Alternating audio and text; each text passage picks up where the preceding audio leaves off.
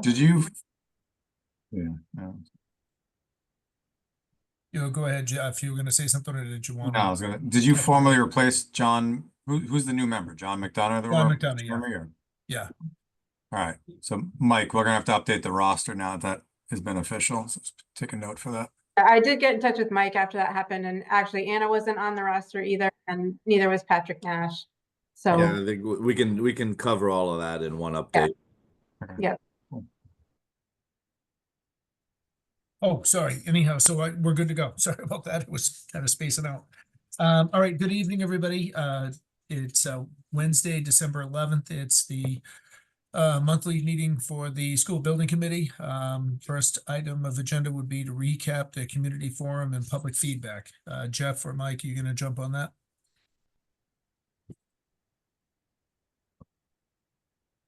So we've had I'm trying to remember, do we have a November meeting?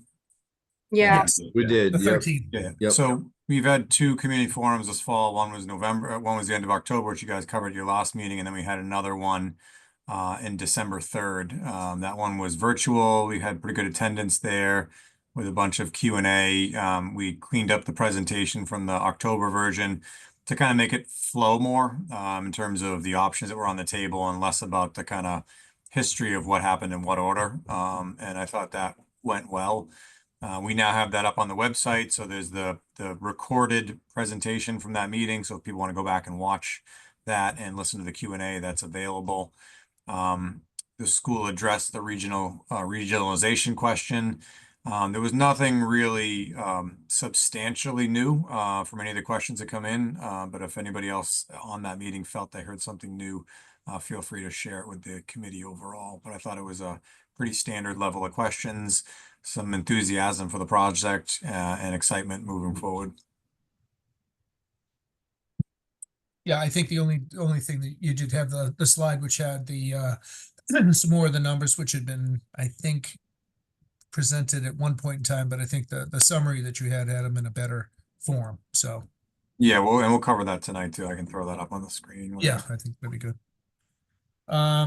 Also there was some updates to the website, you said, Jeff. I saw on the agenda as a Yeah, I just wanted to put that on there so that the building committee is aware that we're keeping up with that. So we've been posting all the meetings that get in there in terms of the community links, and then once they're down, we take that down, and then we get the PowerPoint presentation uploaded on there. We've also, Bob and his team put together an existing conditions video. We've got that now up on the website. Really, so trying to show the need for the project overall and leave that as a stagnant repository, if you will, so that anybody that is new to the project can also go back and see kind of what the history of the project is. So I wanted the building committee aware of that. We did have a couple of follow-up questions after the meeting asking for a copy of the digital presentation. And so that's been updated on the website. And one thing that I neglected to mention, which Diane just reminded me, we'd like to welcome Mike Groen, who's the representative for the FinCom, who's not on camera right now, but where he wanted to let people know that they're there to attend the meeting, and he can report back to the FinCom to keep them up to speed. Thank you. I'm happy to participate as an observer, and I will communicate everything back to the FinCom. Great, thank you. Next item would be to the review and discuss the educational program comparison between options, which was the handouts that you had sent to us, Jeff, right? Yep, that's correct. So bit of context, and I'm going to give that over to Chris to kind of talk about, but your project is unique in the stage you're at now, that you're not looking at options that are all equal, right? And so, Chris and I and Mike kind of strategized as how we could break down the building blocks that you're looking at to be tangible to this building committee and the educational users. So we thought the best way to do that was to take the program that was in option AR4A, which is essentially the full build out renovation option, and think of that as components, like little containers, right? And so we then broke the educational core program down into individual elements and then treated the existing building and the various options as container receptacles, and then work through the exercise with the school administration and the school committee representative, which was Denise at that meeting, to kind of deploy that program and then to see what was kind of left outside of the dance.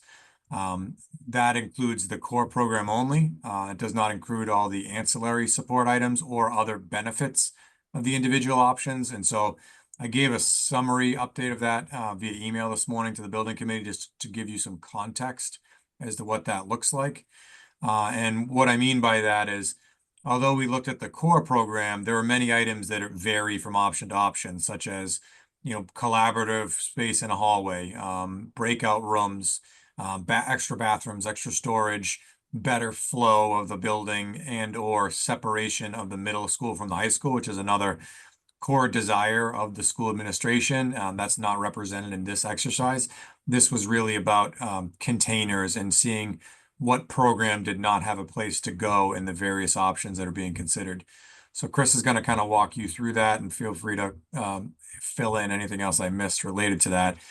We ignored renovation 1 and renovation 2 because that's been the decision of the committee to date, has been that there's no real residual value of those, and the MSB is not going to participate in those options. So this exercise focused on the renovation 3, add reno 5, add reno 6, and then ultimately AR 4A, which is the program that fed into the other 3. And so with that, I'll turn it over to Chris to kind of walk you through the before and after of that exercise. Yep. You guys can see this? Yep. Yep. Okay. So the one document I don't have open is this one. So this is where we had started from, and essentially what I did was took the program from AR4A and whittled it down into like the core components, as Jeff said, and I just put all those dots on this sheet. And this is the file that we started with the schools. And so they were just empty Chris, spread. Do you think you could blow that up a little bit for the blind people, if you don't mind? Yeah. Oh, much better. Thank you. So better. Sorry about that. Yeah, so we just started at this location, at this juncture, just putting the program on each of these drawings, and we noted which, like the red areas that are sort of hatched out, noted that those are kind of remain the same in all the options, or they're not something to cause a comparative analysis between options. So it really kind of boils down to the core classrooms, teacher planning, resource, STEAM, science, SPED, those kinds of things, alternative PE. And so that's where we started. And then through a pretty lengthy conversation, but healthy and robust interaction, we got to more clarity on where we can go. And so this is the R3 option. And as you can see here, the classrooms, you accommodate all the classrooms. So the purple is the classrooms, and we accommodate all of that here. Currently, the spots where the 2 greens are were essentially like computer classrooms or technology classrooms. So we made the choice to say those could become STEAM spaces, although they're very undersized for current sort of state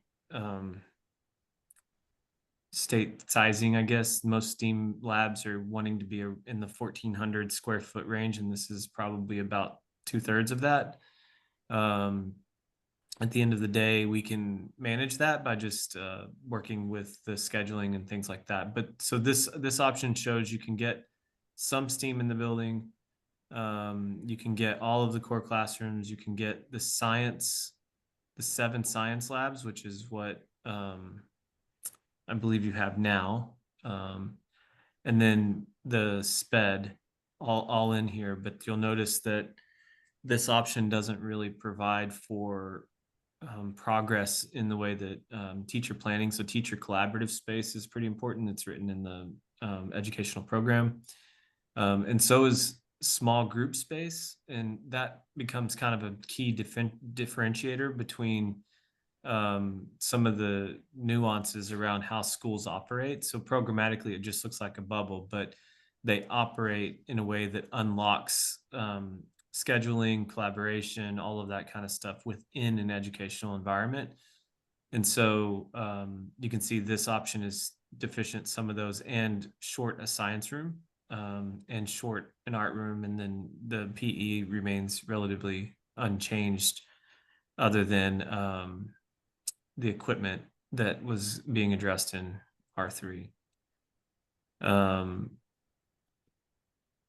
Before you You leave, can move on to- Chris, just to go back to that slide for a second. So, you know, again, just want to, as you go through this, I want to reiterate, you know, this talks about the containers and not necessarily the quality of the spaces. So that's important to note as you start to look at this, that I don't want this perceived that each of these options solves your problems, right? We wanted to flag big picture items, what's missing. And in this case, you know, the teacher collaboration space was a large element that's missing.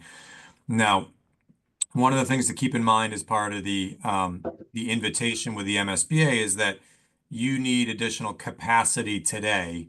And in the future, you also need capacity as part of the enrollment study. And so that's why one of the reasons why there's 7 science rooms today in yellow.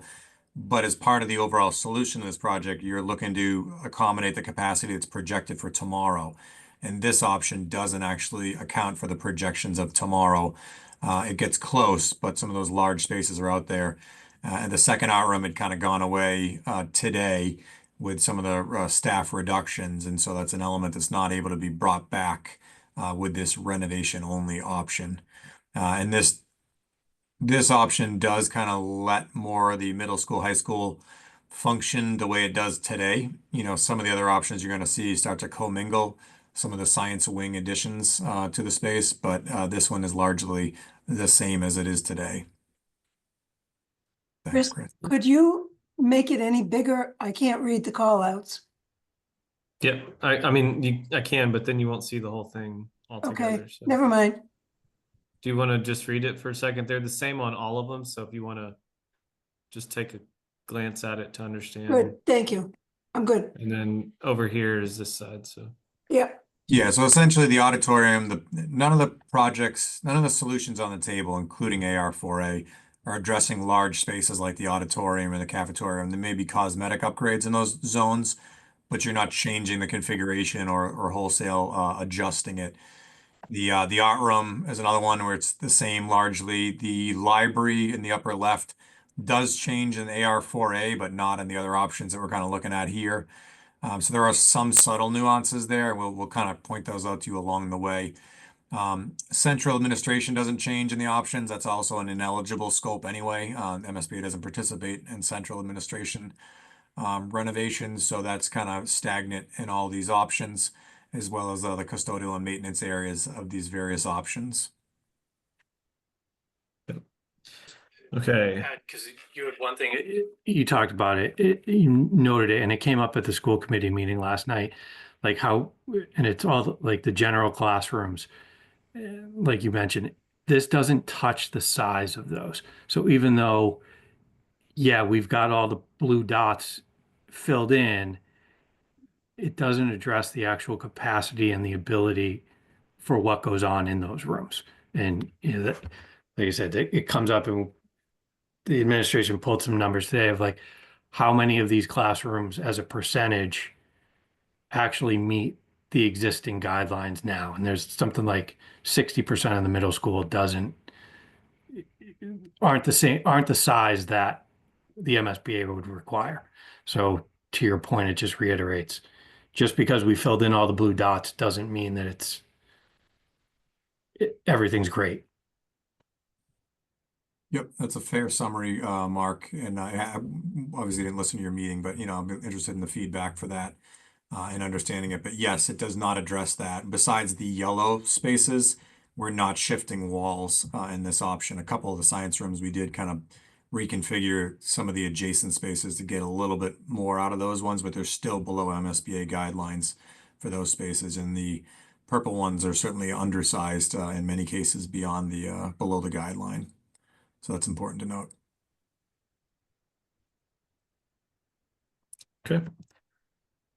Here's AR5. I'll zoom back out just a bit so you can see the results. So AR5 has the addition of the STEM wing, and what that does is allows us to move some some of the science that's undersized, the smallest undersized spaces, we can move out into a right-sized wing. So essentially we get 4 new science rooms. 3 of them are taken out of the existing building.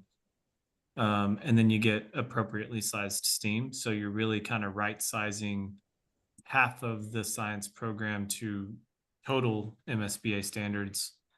And then you're getting right-sized STEAM and STEM. So if I zoom in real quick, these are still undersized science labs, but we think we can handle that based on the enrollment programs for the size of the rooms, and really get to the bottom of MSBA's safety factor, and probably get to an agreement with them on this option.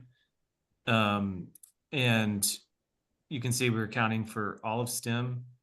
We're accounting for all the resource rooms. We gained an extra teacher planning over here because we didn't put STEAM there. We can put teacher planning there.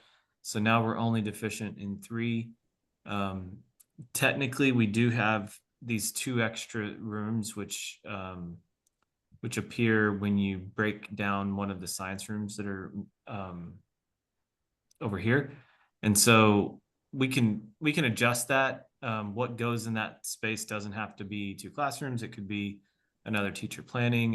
It could do adjusting of program to make that work, but you get a little bit more space, a little bit more growth. At one point we were having a long conversation with Bob about foreign language and things like that. So this one starts to open up more capacity for the building, like Jeff was saying.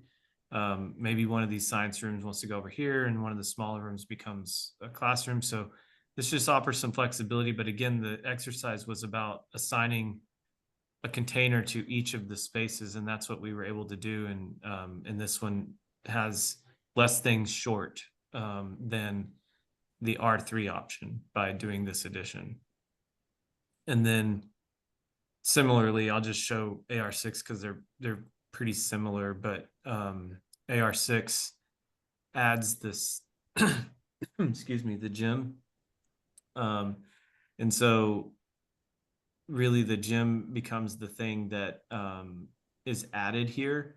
Probably after we've had a chance to sit on this and recognize what were gained, probably we would say, let's move this STEAM up into this floor and not put the 2 extra classrooms in. So maybe the 2 classrooms come out and the STEAM goes in. And this one gets really pretty close to the program as well to equalize to what you would gain out of AR4A, but still slightly short of it in terms of quality and overall educational program for a middle high school of this size and what's written in the educational program. So yeah, I think that helps. I can flip back and forth, but I think that helps sort of diagram and show, at a glance with dots, how the building's working and sort of the things that are adjustable through each option, and what helps you gain, I guess, hopefully what's the primary gains between each of these options. But happy to answer any questions or go through the conversation and dialogue that you guys can have. Hey, Chris, on this one, this is the 5A or 5? This is 6. 6. Okay, so this still has undersized classrooms, correct? Just like, because Yep. So all of these, the only option you have on the table right now that addresses classroom size is AR4A. That's the only option that actually guts the building and makes all the classrooms hit the targets for the MSBA standards. Everything else is sort of as is, refresh, and yeah. And to refresh everybody's memory on AR4A, you're essentially building a new middle school wing.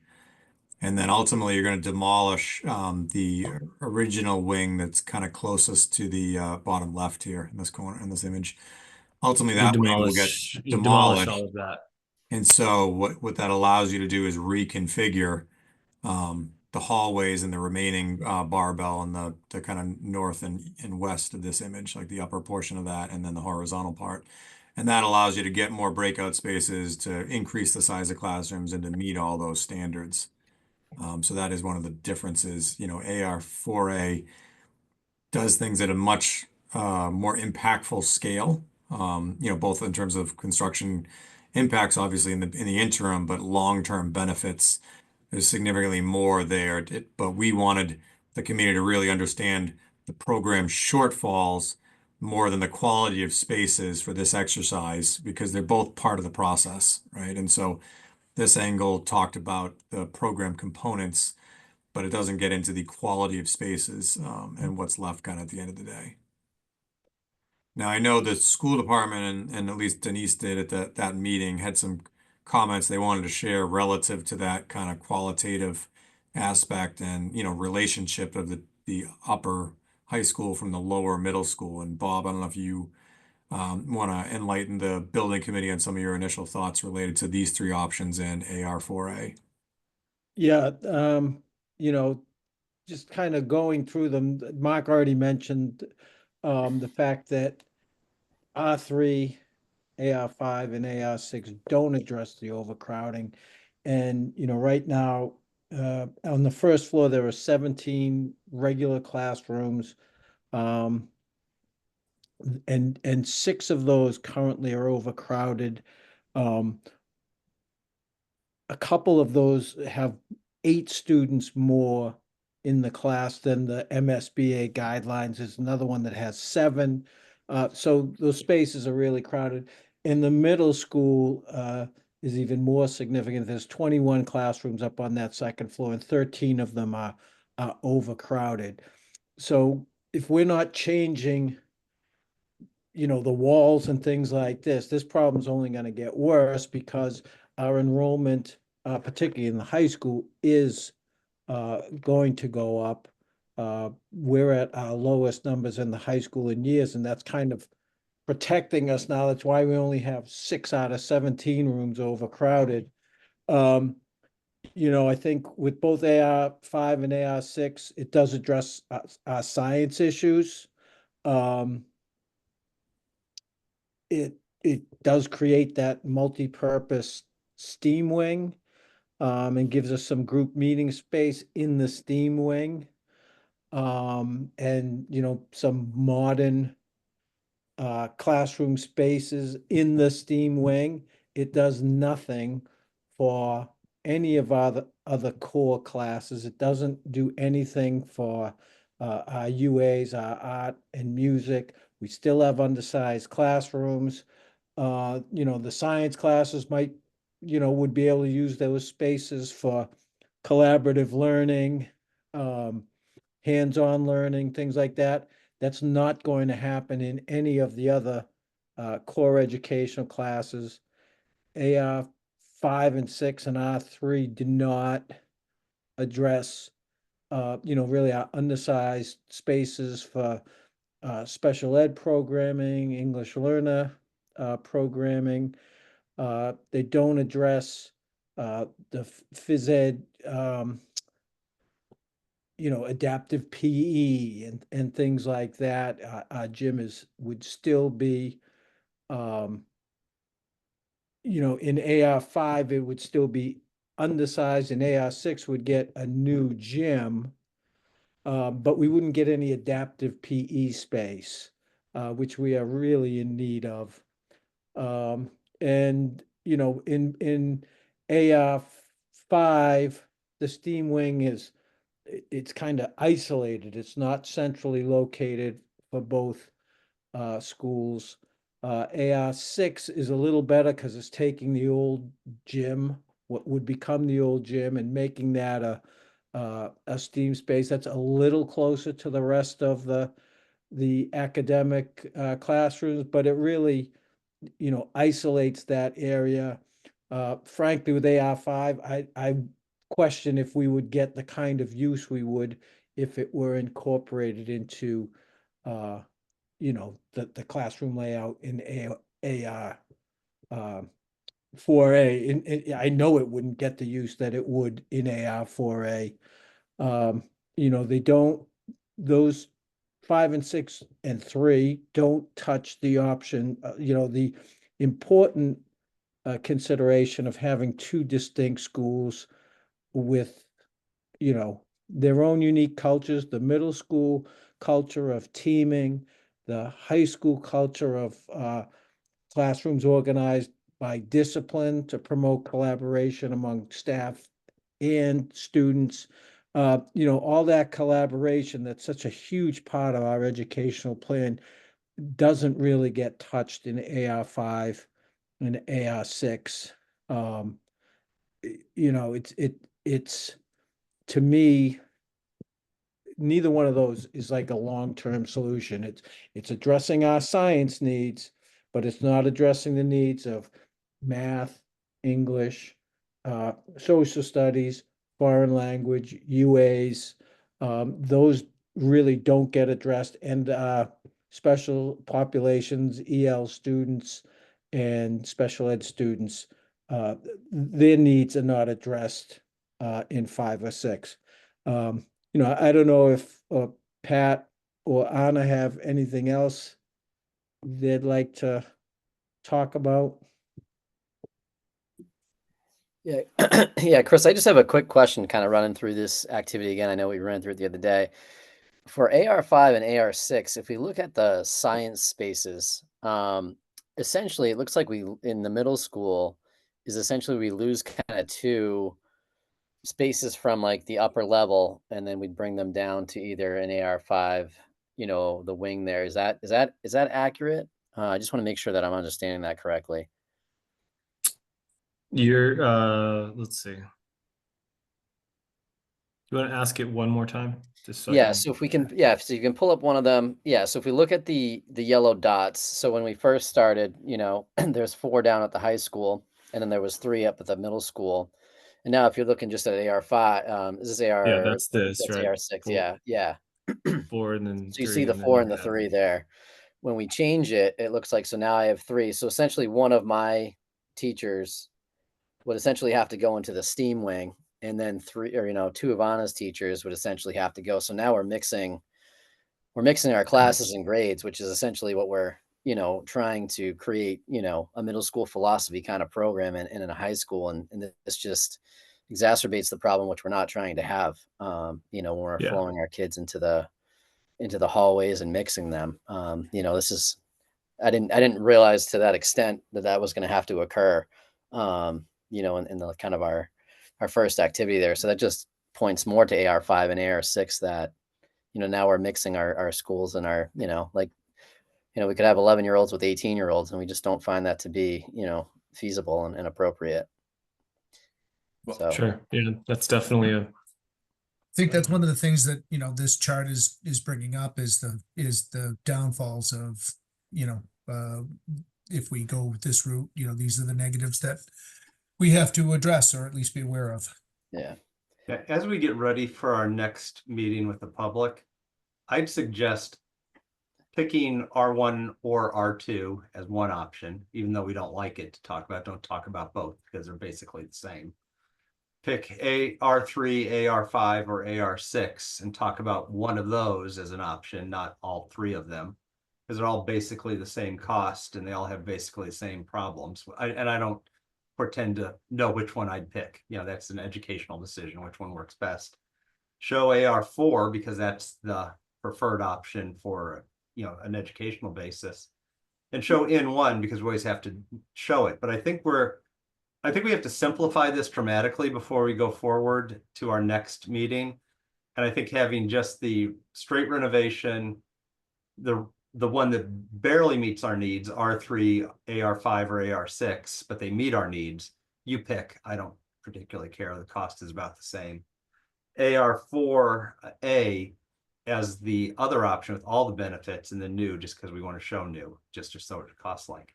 But I think what we're talking about now is very, very important for the education staff to decide. But I think the voters seeing what, 7 options as opposed to 4 options, when there's minimal difference between the first 2 and the middle 3 and the middle 3. And then you can talk clearly about the benefits of AR4 from an academic standpoint, and how R3 to AR6 would meet some of our needs. It's not ideal, but it sort of works. And R1 and R2 are just, the renovations are just out. But I wouldn't bring this many choices again, ever to a public meeting as just my recommendation. And the cost really between AR4 and the other is about $12 million, you know, on the average on what the town's paying. That's not a ton of money when you factor it over 30 years, and we can get true cost estimates on all that from town management once we settle on a few choices. But that's just my thought of what we'd work Yeah, at. thanks, Craig. I'd say, you know, I know Anna and Pat have talked to their staffs about the options. And I think the one, the AR5 and 6, I think the preferred one, and correct me if I'm wrong here, Anna and Pat, would probably be AR6, because at least in AR6, that's the construct a gym, use the old gym for science and STEAM space. At least in that, the STEAM area is a little closer to everything else. It's not so isolated. So I don't know, Pat, Anna. Yeah, I think the preferred one would be AR6 over AR5, you know, and talking to our PLC leaders over at the high school.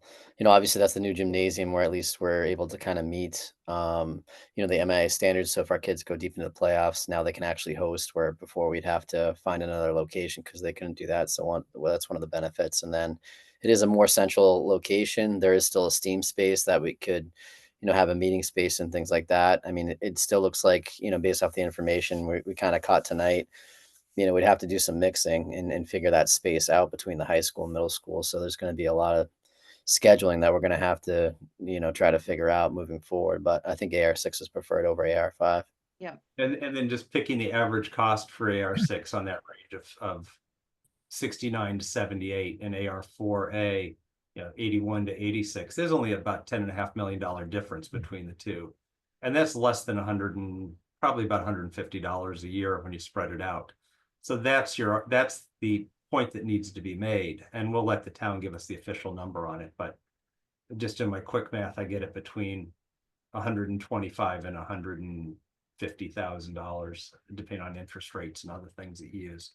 But I think that's a simplified approach. Go forward with AR6, show AR4A, and then show renovation at $80 million or 70, whatever the renovation cost was. And then you can have a conversation about why $150 a year is programmatically so much better, or why $150 is a year is so much more important in your wallet. I mean, either side can make the argument, but at least it's a focused argument. It's not a lot of hypotheticals. You know, and I agree with that. And Jeff, on that, you know, we've been carrying the multiple versions forwards because you said that the MSBA, you know, wants us to do that. I agree with Craig, is that, you know, we need to hone it down. So, because we're getting closer to being able to make a decision, and the information that we're getting is making the decision a lot clearer. Yeah, and I'm saying especially for public meetings, this group can continue to consider however many you want to consider. But as we go forward to the public, we need to break it into the four distinct choices. Yeah, Just I agree. catch it up, basic baseline, and do what we really need to do, or build new. And we'll exclude the first and the last one pretty quickly in our conversation. Yeah, just to clarify for the group, I know it gets confusing, that the MSBA is only going to make you carry one renovation, one ad reno, and the new construction. So the minimum of 3 is their requirement. We've been carrying the other ones because I think it took till now to kind of get to that point where we could flush out for you and with the educators what the real true differences amongst the options are. But if this committee feels they're at a place where you can start to whittle, you know, we all agree it makes sense to kind of parking lot R1 and R2, they're kind of off to the side. R3 is the renovation option to talk about. And then the other AR4A makes sense to be in the conversation. And between AR5 and 6, it seems like there's a preference for 6. So at a community forum, we could talk about R3, AR6, AR4A, and then we can keep the new construction on the table for the equation. and the math will kind of speak for itself as it relates to that new construction option. There's certainly some benefits to the town over AR6 over 5 with the use of the gymnasium for other programs within town beyond the school itself. So that could also help with, voter turnout with those other rec programs that would use the facility versus just the educators that use the facility. I have a couple of questions for Chris. Chris, since I don't have all the charts in front of me, is it just AR4A that separates the two schools? Yep. And of 4A, 5, and 6, how many or which ones need modulars? 5 and 6 would need modulars to some degree. I need to go back to our notes, but I think 4A, we can actually build the entire wing and then move kids over and use the wing as the sort of swing space, which is not wasted money. So My third question is for Bob and the two principals. Is 4A acceptable, money notwithstanding? Yeah, 4A, hits our educational plan. It gives us two distinct schools with, their own culture, their own philosophy. It gives us the opportunity for our teachers to use their classrooms, gives them room for collaborative learning, gives them room to team with other classes for interdisciplinary learning. The classroom, we could have some potential for flexible classrooms, large group meeting rooms. It hits all the things that we discussed in our educational plan, and all the things, when we did the educational visioning from January to March last year, those are all the things we discussed saw, as the vision for Millis education moving forward. I didn't mean to not include Mark. What do you think? Oh, no, I agree. I was actually just add that, Anna and Pat came last night to the school committee meeting, like I had mentioned, and the administration and educators' recommendation, their recommended option is 4A. Okay. Well, that makes it kind of simple. Yeah. Jeff, is it premature to do that and maybe to show 6? Because it's another option, but we've ruled it out because. Brought it all to a level that it's acceptable to roll up in the future report. But if the committee's at a point where, they're focused on, you can make your recommended vote whenever you're ready, whenever the committee is ready to make the vote, whatever the option is. And you can also whittle along the way. Either of those votes can occur, whenever the committee is ready to make those votes. Do we have another public meeting coming up scheduled? We didn't schedule it yet. What we said internally amongst this group is that we probably, schedule it late January. And that, engaging the school committee was an important next step. And, it sounds like that initiated last night, which is great because anything short of 4A and the new construction, you had deficiencies with that educational program. And so that part needed to go back to the school committee. And it sounds like they've initiated those conversations last night. Yeah, then I would not take a vote to recommend yet. But I would after the next January meeting, but I would bring just the 4 that we talked about and start the meeting by saying, R3 doesn't work because first of all, it's near the top of the expense and it's just a straight reno, and new doesn't work because it's too expensive. We're not leaning towards those two. So really what it comes down to is educational program versus $125, $150 a year. We'll have a number at that point. I wasn't suggesting taking a vote. I just wanted to understand where people were at this point. We don't have a quorum anyway, so. You were just getting eager. No, I'm hearing things and I wanted to know. I'm just giving you a hard time. Just watch it. I'll run over your train. at the risk of going on a limb, I guess I would say that you don't have to take a vote, but if there's like, if it seems like people are leaning in the consensus of like 4A is starting to feel like the right way to go, but I'm intrigued about 6 and would want an additional piece of information that's X to help me either rule it out, or maybe I need another piece of information about 4A to help me, land wholly into that category. Like if the committee was able to identify that or have that kind of conversation, that could be helpful. But I don't think there's any harm in people kind of just suggesting to the group, and this is through Rich. It's your committee, so you directed, but other committees where schools we work on, like sometimes they'll just go around and say, this is my thought, this is where I'm leaning. You just did that with the educators. And the building committee can say, this is what I need to help me get to a place where I'm ready to make that decision. And the public will help you later in January. But if there's something we can provide in the next short period of time to help you, then that's good. But right now we don't, I guess we'll keep doing what we normally do. But Yeah, is that right, Jeff? I mean, like I think- anything they can think- give us to help.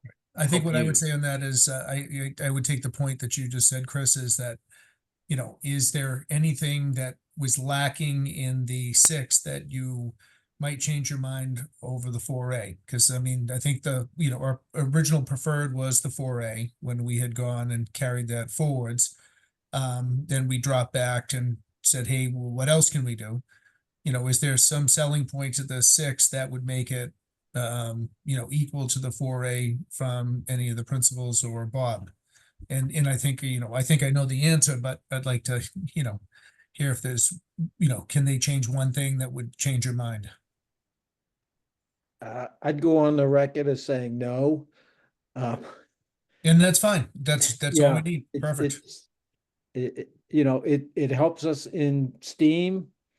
It helps the size of our gym, but it doesn't touch any of our other programs, and it doesn't solve the overcrowded, undersized classrooms. Right. Anna, what do you have to say? You have to unmute yourself because I saw you talking.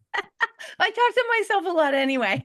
So, but I'm agreeing, and I have to say, Pat realized the dots of the science classrooms on the second floor disappeared, and I was like, oh no, because it's just totally going in the wrong direction now for AR 5 and 6, because we really want to keep the middle schoolers apart from the high schoolers. So then mixing them more makes AR 5 and 6 like the wrong direction for me as the middle school representative. And AR4A just lets us do so much more of the collaborative and flexible learning spaces that go with our team model and our middle school philosophies. So I feel like it's getting clearer for me this Okay. evening, even more than last night. But I appreciate the opportunity to kind of share that lens of just like, we really want to keep the middle levels away from the older kids. They need a different level of support and supervision for sure. And Patrick? Yeah, and I think just from my perspective, I mean, kids are constantly in our hallways and overflowing when we're trying to do, an engineering project or that piece, or I have kids, sitting on the windowsills and almost, it could be 7 classes, it's just not functional anymore. And, we operate in education really agile now, where there's, a lot of different production and products, and, there's no space in that piece. So if we go with AR5 or AR6, we're going to continue with those issues, and our numbers are the lowest they've been in a while, but they are projected to go higher. So this is only going to amplify. If you're curious on what it looks like, I'm happy to invite anybody in and set up an appointment. Me and Anna, are happy to kind of walk you around and what does this actually look like in a student's life, and I think that's the most important part, is they're just experience, compared to other high schools around, is it's lacking. And this is our opportunity to give them, the education that they deserve. And I think, between the AR6 versus the AR4A in cost, when we really talk about that and highlight that, I mean, it seems a little bit like a no-brainer now to me. Pat actually had a nice anecdote last night about a tour he gave earlier this year. Pat, you want to Yeah, so I brought around the class of 74, so they're coming back for their reunion and, right before a football game, and they asked for a tour of the high school. And, a couple of them walked into the English room that they had, and they walked in and they said, wow, this have not changed at all in 50 years, so that was really telling, for that, because just obviously education has completely changed, and the technology has completely changed, and the philosophy has all changed too. So, it was just something that kind of struck me. And, the same kind of comments were in the gym when they can still see their initials on the exhaust, right? So a lot of these spaces haven't changed. Listen, I'm the to- class of 73. I'm in there all the time. You don't have to bring them in. I can attest to that it has not changed, but I will say this about that. The building has good bones. Right. And I think we can, Right. still use that piece, right? We're not asking for a new build, and nor do I think that we necessarily need one. And I understand that we want to be fiscally responsible. I think we found your initials, Ellen, too. Mine Sure are you on the, found more than that. no, mine are on the beam on the gym above the There you ductwork. Yeah. John Proctor, you wanted to say something? Yeah, so I'm a non-voting member, but I've been listening for many meetings now, and I remember back to when we first decided that we would eliminate one or two off of a list that had more than is on the list right now. And it was clear to me, I made a comment, geez, it sure sounds like we want 4A. And I think with all of the work that Vertex has done, all the discussions we've had, I think it's time to come up with our best option, just decide on it. As a voter, I would want you folks to come at me with guns blazing, hearts pounding. I want this. This is why it's good for us.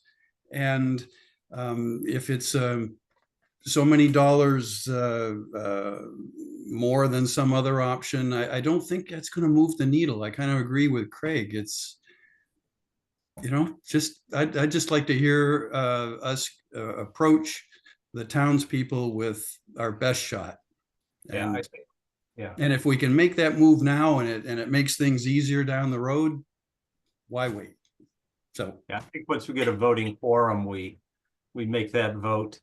And then we come into the meeting, the next meeting, end of January, with the options we talked about. But the whole discussion is why 4A is the best option versus 6. And that makes a very clear conversation, not a bunch of hypotheticals. And we'll have dollars associated with it and everything else at that point that are legitimate. Right. And I think the thing is, to what Vertex did and Chris is that they, part of the process is that we did walk through all this. And, we're to that point now because of the work they've done in the background to explain exactly why, each piece and how it all worked and what we benefit or don't benefit. So, I think the process that we went through was worthwhile. But I agree. I think it's time to, or get off the pot. Yeah, and there's going to be people that said we didn't look at every option, but this is the most clear case I've ever seen of looking at every option to death.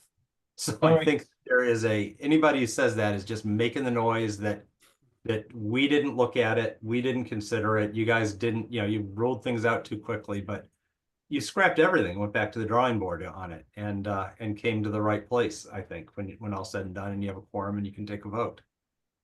Jeff, do you want to jump on the cost comparison summary next? In a second, I actually want to add something to the conversation. Yep. So, although I'm not a resident or a voting member, but to answer Chris's question, I do think we need to take another look at option 4A, right? Because we last looked at that really at the PDP stage, and it kind of started the current PSR stage. And Chris, what I'm most interested in is the floor plan of the gymnasium and that kind of that shape that's there right now. It's kind of a rhombus shape, and we showed it from a massing standpoint. You didn't really explain in detail what that square box looks like, what kind of happens in that triangle, and how we kind of address, I think, the loading dock area. So I think there's still a couple of open questions that we all had back at PDP about option 4A. It certainly was the most desired from this committee, but back then there were a couple of things to T's to cross and I's to dot. And I would like to see that before this committee kind of comes to a vote. So if we can look at those spaces specifically and kind of bring a little more definition to the floor plan there, Chris. I think that would help. Can you have that for us for our next meeting? Sure. Okay, great. Thank you. Yeah, if I jumped ahead and looked at the numbers first, it's just. It's all good, man. It's all good. Let me, this is Jim Duffy. Let me make a comment.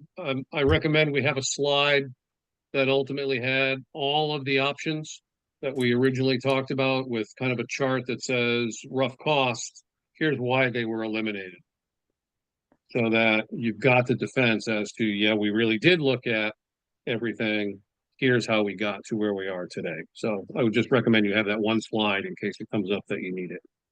And we've got that material, so.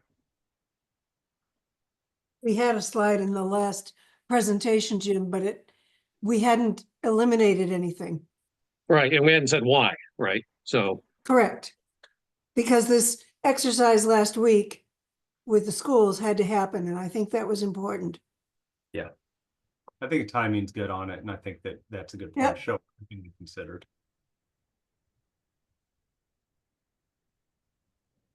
I think you guys can see this cost slide now if I shared correctly. There you go. Yeah. So just to refresh the group, you know, the renovated costs were in the for the R1, R2s are in the, you know, mid-50s. R3, we start to move some walls, you know, ended up around 61, 62 million. All three of those had about $5 million in modulars. And so that's why you see a higher markup here from a soft cost standpoint, because it's $5 million, which you see is approximately 10% of that number, which is why that's a 41% markup for soft cost versus the more traditional 30% you would see when you have the AR4A and the new construction one. Now the ad reno options had $2.5 million in modulars, which again is why there's kind of that's the bridge between the 30% to the 41. So that's the real driver between the markups. The consultants aren't looking for more money for one option versus another, but the modulars really drove that multiplier. I did kind of trim down a little of the FF&E costs as it relates to the renovations, because if you're using the existing building, we would essentially be buying a little less furniture than in the ad reno options and the new build. So some of that was kind of baked into the overall soft cost. But on a simplistic standpoint, the low level renovations, even with the modulars and the soft costs, still ended up in the high $70 million range. And the MSBA was not going to give you much. Essentially, you would not be meeting the program. You would be more in line with their accelerated repair program, which is the replacement of your roof and your windows, and that would net you a couple of $1 million there, which is why we were projecting that around, you know, 71, 75 million. R3, as I just noted, was a higher construction cost because you're starting to move walls and make more impacts for those science room spaces. And with that soft cost multiplier was about 87 million. MSBA are still working with us as to whether and how much they'll reimburse with that, because they want to make sure it meets their minimum standards. And so we've sent over the space summary template to them. So this number is a complete WAG, which is why I've had is to be confirmed. Certainly could approach the higher end, but it also could end up on the lower end. You know, that could end up at a good dollars per square foot, hypothetically. But it does not address your enrollment problem today or tomorrow. So that's why I don't think the MSBA ultimately would participate much in that program, because that enrollment challenge was part of your defined SOI that got you invited. The ad renos we've talked about tonight, AR5 and 6 are in the same range of each other, about $82 million. You know, with the multiplier about 110 million, and you'd get, you know, back from the state anywhere from, you know, 32 to 40 million dollars back, and the taxpayer impact could be anywhere from 70 to 75 million in that kind of range. AR4A, you don't need any modulars per se. You know, we have a cost to build the building, renovated cost with site work of about $100 million, with that markup around 127 million in total project cost. This one, you're going to get more reimbursement back, but you're also going to cap out. So, you know, the effective rate of the reimbursement could end up being in this 36% for both new construction and that. You're going to spend more, but you're going to hit those caps that you weren't hitting in these other AR5 and AR6 range. So I took an educated guess on this. This is a bit of a WAG based on historical data. But all in all, that makes me believe that AR4A you'd get around mid 80s to low 80s in terms of an overall tax impact to the public. And in a new build, none of that site work to build a new stadium and to build a new ball fields would be reimbursement. So you'd be, the town would be footing about $110 million in overall cost if you were to pick the new construction option. Can I make a suggestion for displaying this in the future? Yep. Drop it, could you please, what do people think about dropping in another column that said modulars? Because that really calls out the fact that modulars are not something we want to put in and they cost us a lot. So instead of putting that 30% markup, making it 41 for modulars, keeping it at 30 for the FF&E for all the buildings or whatever it is, and then show $5 million modular cost or $2 million of modular cost to really drive home the fact that we're bringing in modulars for those program areas. And that's not desirable programmatically, and it's not desirable financially. Yep. Couldn't No, you- I agree, could- Craig. Go Go ahead. ahead. Couldn't you just do it with an asterisk on that second column that says modulars in the heading? You could show it. I mean, in an earlier version, I had it in there, Craig, and then I was trying to, and like has been the theme tonight, simplify it for the public. Yeah. But I I wouldn't agree, it's a simplify throwaway something. cost and it drives the reimbursement down. So I do Yeah. think it's worth adding in there, but I was trying to not make it too confusing to the public. One more column that talks about the modulars because nobody wants them and they cost us money. I think is worth really calling them out as a problem. Right, it cleans up the multiplier factor without a Yeah. footnote, right? And the And that way- multiplier is always 30%. And you can Right. even, that could be your asterisk. There's a 30% markup for FF&E, and then boom, that hits all the lines, but you put the modular in. And the only other thing I'd say on that is that on the new builds, you know, is the 110 that's shown there. I mean, you know, if we had maybe like Diane said in at the bottom, an asterisk, you know, does not include fields, and then put a range of what those fields could be. A, we don't have a place to put the fields, and B, how much would it cost to build them? I mean, because that's, you know, if people think, oh, well, you know, it's only 110 for a new school, but it's another 20, 30 for fields, and we have to find a place to put them. That's a big problem, because I was on the fields committee and I know there's not a lot of space in that downtown area that we could do that. Or desire to spend more money. Yeah, that actually, it would be a good, if we could put an estimate for what fields would cost on top. Because some It comes feedback, up, it comes up every time. some feedback I got after the last forum was, you know, how much more would fields cost? Because would that then make the new, would that make the new option more palatable if we got fields, or can we just throw fields on? So putting the value of how much more fields would cost would be helpful. I think it just answers the question. Yeah, I agree with that. I'm receiving that question quite a lot too. Does the 124 include fields or no? Jeff, the 124,800,000 that you're showing, 124,800,000, does that include fields? For N1? The N1 includes the new track. So like we'd be displacing the existing track and the softball field next door to baseball field, whichever it is. You'd only be replacing the track and field. Like you would not have capacity for both of those fields. So there'd be a net loss of the these baseball softball field. But you'd have I thought the cost, the way it was described, was included in the 124. That's why the reimbursement. Oh, maybe I was wrong, but yeah. So no, so it is yeah. the cost of the That's replacement of the well. track and field would be in there. So you'd have, because you're not buying any of the modulars because you're using the existing building as swing space. So that, you know, that's 5 million of it, you know, explained right there. But you're replicating the playing field, you know, with a track around it. You know, doesn't necessarily mean it gets you a stadium, right? And, you know, gets you simple bleachers. Certainly, if you guys wanted a, you know, field box and a booth and all that, you know, you goose it up. We never had that conversation.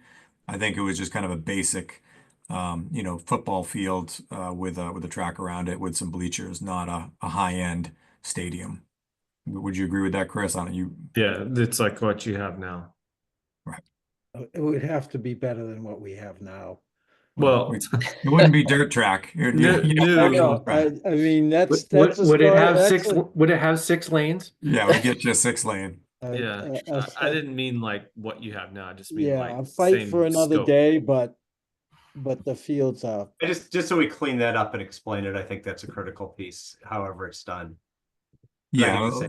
it's your earlier, the drawing that we had back then just showed the track and the field. It didn't actually even show bleachers.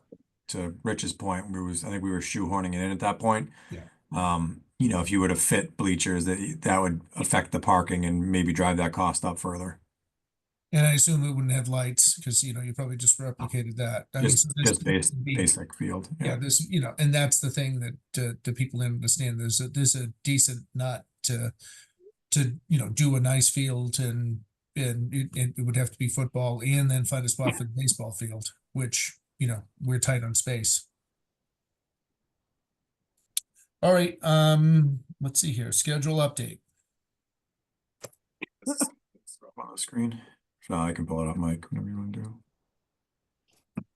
I have it ready if you want, or Yeah, sure, go for it. give me a second here. I'll share my screen.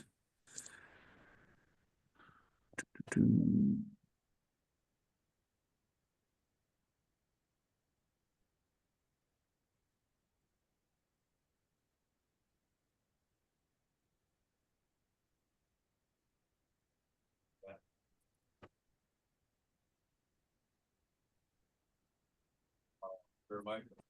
or you want me to?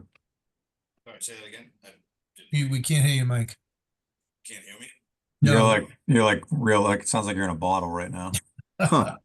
That's a new one. All right, now you're back. Maybe he is. It's funny, you did that too when you shared your screen. For some reason, that must have something to do with it.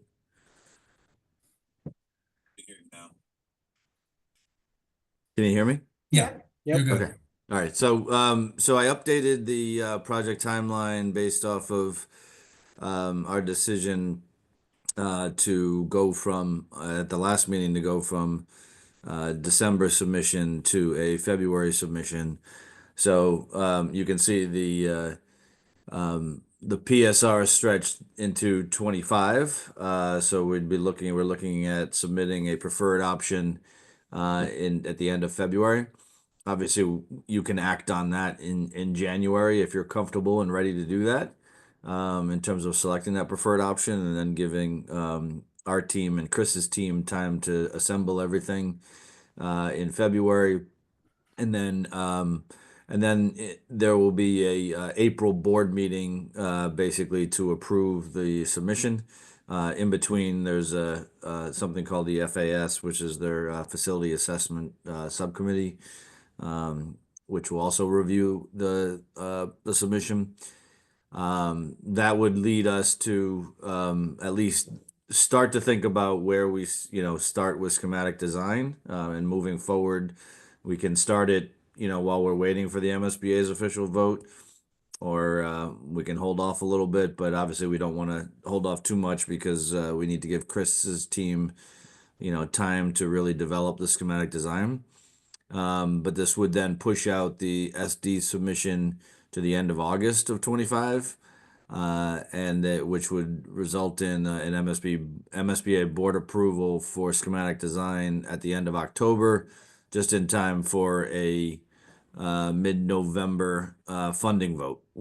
I threw in just some potential community forum dates, road shows, as we call them sometimes, just to be able to start to build up community buy-in. And that's something that we're going to want to continue to do throughout this process, not just wait till the fall of next year, because we really want to make sure, we can drum up as much support as possible ahead of that funding vote in November. And then should that funding approval get approved, both at the ballot box and at town meeting, then we would start design development in December, and then the next phase of the project, which would roll through the end of design and into construction. So what I would say is that I'm a big fan of pushing things as hard as we can. So if we can make it the decision earlier on the preferred option and we could start the schematic design earlier, that would be my recommendation. We can always back off, but if we can start earlier and more time is always better. Yeah, The comment? MSBA filing dates are kind of fixed. We could certainly follow through with that, Rich, but the filing dates is it's either the deadline of December or February. No, And I the understand approval that. dates too. Yeah. The approval dates also are fixed. Really, the key for us is that FAS meeting, because that's where they kick the tires on your ed program and say, all right, more or less, we agree with what you're saying. And then this 6-week gap between the FAS and the board vote, the risk is very minor. And so, we would wait for that FAS meeting to really push the design team in earnest. Anything before that, we kind of push them at risk, but that's a decision the committee can make. How many times have they rejected it? They have rejected it. I don't know how many times. It's a rarity. But you also slowed things down. And I think if AR4A ends up being your ultimate selection, I think it's a much lower risk. If it was AR5A and AR5 or AR6, 5 and 6, yeah. then you're still having that conversation of whether you satisfied the SOI. So it's a higher risk there. Not that the project won't get approved, but it's just a higher back and forth conversation there. And possible revisions. Possible revisions. Right. We have seen them send people back to the drawing board in the town of Watertown. I think I mentioned to you guys they didn't like the option because it was actually a school that spanned a public road and saddled it on either side, and they sent them back to the drawing board to stick to one side of the road. So they do push back when they think there's a justification. All right, well, I think that's something we should just think about is trying to push, so that would be my suggestion, so, We'll obviously know more once there's an official vote on the preferred option, obviously. yep. All right, and is there anything else from you guys or Chris? Nope. Yeah, meeting in January. Oh, Yeah, we to talk should about we that. should set a meeting date for January. I don't think we have one on the books. Okay, I am going to take off. You're into bill paying and setting meeting dates. I will talk to you later. See you. great. Thanks, Thanks, Greg. Me too. Good night, guys. Good night. Good night. Um, All right, so let's see, it looks like the 20th is out. Oh, no, wait, after the 20th of January. So that would put, let's see here, hold on. I 20th, think if we stick to Wednesday nights, we could do 22nd. 22nd. Yeah, works for me. Great. Chris, Jeff, January the 22nd, is that what you said? yeah. Looks good. If we can't have a decision on the meeting at the 22nd, should we have another meeting a week later or something? I mean, just to get this. No, I think we'll, I think we will be able to make a decision at that point in time. You or at can least- cross that bridge. If you get to Yeah. the 22nd and you are not comfortable with the results, then you can certainly re-adjourn, as long as you leave enough time for public posting, whenever you feel like it. I think, we'll recirculate the matrix that you guys had kind of drafted back in October. Yep. Thoughts have changed, things have developed, so we'll let you guys take another pass at that and see if you want to make any adjustments. And ultimately that, starts to be that record that a few of you have talked about tonight that explains the why, right? And so certainly we want kind of a pocket explanation as to why, you chose the options you chose. Okay, fair enough. How many voting members do we need for the quorum? We need one more. How many? We need one more. We're one short. So we need Okay. 5 in total, right? You need 4 total. Yeah. 4. You have 7 voting members, right? Yeah, 7. So you need 4 tonight. You have 3. Yeah. Okay. All right, okay, so I think we're good with that, so we can, let's see, do the review and approve invoices, so Vertex. No, you don't have a quorum. We don't have a quorum, Oh, I so don't have we're a gonna have to quorum. table I thought those. about that, yeah, no, Yeah. after you just said that too. Okay. Good, you're paying attention, Rich. Yeah, I know, well, you guys get the bill to us late anyhow, so. there I you go. know. It's all our fault. We're I used think to we it. can do something outside of the meeting, Rich. do a quick phone meeting. Yeah, I don't know. We'll have to check. It'd have to be publicly posted. Or do you so- guys have another PBC meeting this month or no? No. We don't, but I don't know. I'll talk to Lisa, but it may be possible to do an email approval and then approve it at our next meeting. But I'll look into it and see Great. if there's anything we can do. Or I yeah, think if we've we need done- or we've if we done need a stuff like that. 15-minute Zoom, you can just post it 2 days in advance and just, Right. it doesn't matter what time it is. Just get 15 minutes and Right. take the vote and be done. Yeah, if you get 4 people before you to agree on Right. that. just do Yeah. it. Say, hopefully less than 15, maybe. Well, right. Yeah, I'll look into it. I'll get back to everybody, but we'll try and approve it before the next meeting on the 22nd. All right, and Thanks, so Kim. since we don't have a quorum, we can't vote on the minutes either, so I Yeah, think. I said we'll just hold those till Yeah. the next meeting. That's fine. Well, Okay. with that being said, I think we're ready to adjourn. All right. All right, Second. Happy holidays, everybody. Thanks, everyone. All right. Have a great holiday. Thanks. Happy holidays. Thank you, everybody. You guys.